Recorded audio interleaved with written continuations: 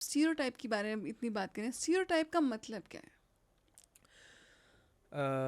देखिए, हम इंसान की जो सबसे बड़ी पावर थी, जो भगवान ने दी उसको, उसका दिमाग जो कह सकते हैं, उसकी जो डिसीजन लेने का उसका विवेक, वो कहीं ना कहीं जाके ना वही उसके लिए कई बार नेगेटिव बनता गया।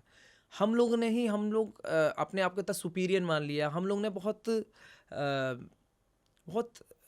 सारे लेवल दे दिए बहुत सारी चीज़ों को, बहुत स्टीरियोटाइप कर दिया चीज़ों को कि ये ऐसा है तो वैसा ही होगा, वो वैसा है तो वैसे ही होगा। एक मेरे मेरे मैं एक रहता था, जबलपुर रहा करता था मैं, राइट। सो मेरे नीचे ही एक मैथ्स के टीचर थे, बहुत मतलब वो सिटी के बहुत फेमस मैथ्स टीचर थे। उनका बेटे के मैथ्स में नंबर कम आए, ओके।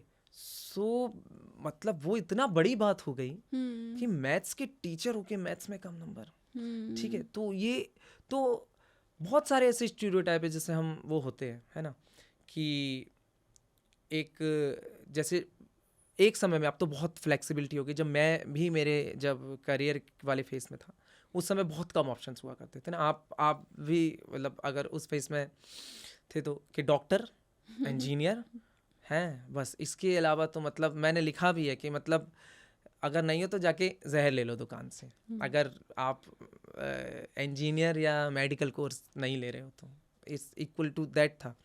तो ये एक स्टीरियोटाइप बहुत होता है कि करियर वाइज, तो मैंने भी जैसे ये बहुत झेला, और कहीं ना कहीं मुझे लगता है सबकॉन्शियसली वो आया है कि क्योंकि मैं भी राइटर, मेरा प्रोफेशन जो है, स्पेशली हमारे जो बनिया जो कम्युनिटी में है, सो हम लोग बहुत हासिल की तरफ बहुत भागते हैं। असली लाइफ में भी हम वो चीज़ें नहीं देखते हैं, नहीं करते हैं जो जिसने कुछ हासिल ना हो रहा।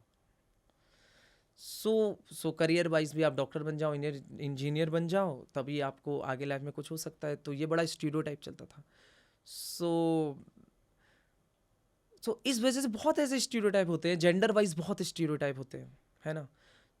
LGBTQ कम्युनिटी एक पूरी की पूरी जो थोड़ी सी अलग है, बस वो उस सांचे में फिट नहीं होते हैं जो हमने ज़बरदस्ती का हमने सोचा है, दिमाग में बना दिया है, तो वो भी गलत है ना। तो बहुत सारी ऐसी चीज़ें हैं।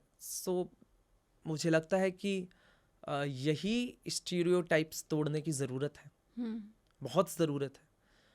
इस वजह से ही ये किताब का और जन्म हुआ है, कि हम स्टीरियोटाइप्स को चैलेंज कर सकें, राइट। और चैलेंज करने की अगेन हमें शक्ति कहाँ से आएगी?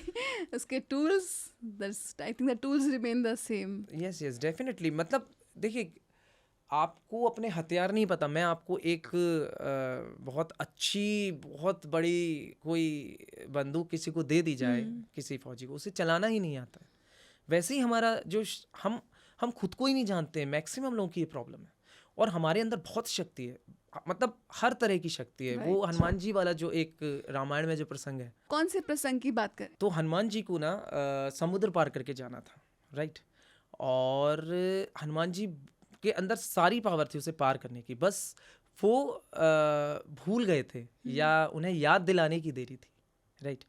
सोचिए, हनुमान जी जब भूल गए थे तो हम तो बहुत बहुत ही कुछ नहीं है ना, राइट। तो ऐसे हमारे अंदर जो है ना बहुत पावर है, बहुत सारी, लेकिन हम कभी उनसे मिले ही नहीं है। हम मतलब एक बड़ा अच्छी लाइन है एक राइटर की कि बहुत मतलब हम बहुत बदकिस्मत हैं कि हम जितना जी सकते हैं अपनी, वो जी ही नहीं पाते हैं, राइट। हम खुद से ही नहीं मिल पाते हैं।